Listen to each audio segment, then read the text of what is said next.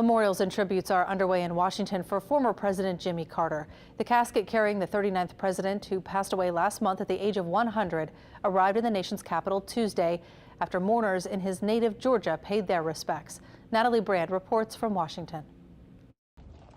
Flanked by family and a special honor guard, the flag-draped casket carrying former President Jimmy Carter arrived at the U.S. Capitol Tuesday afternoon.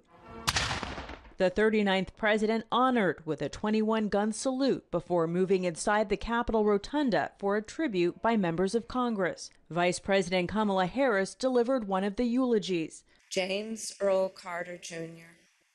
loved our country, and he left the world better than he found it. Senate Majority Leader John Thune and House Speaker Mike Johnson remarked on a life dedicated to service to country.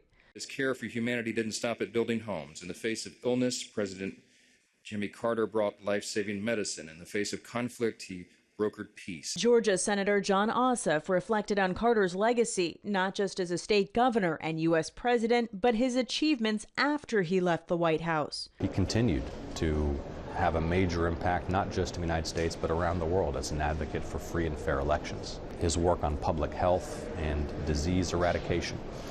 It's remarkable what he continued to achieve even after leaving office.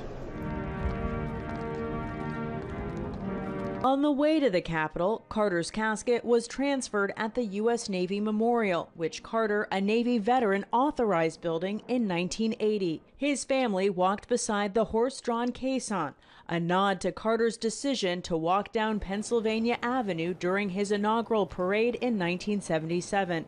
A commander-in-chief from humble beginnings who says he aspired to make government more competent and compassionate. Natalie Brand, CBS News, Washington.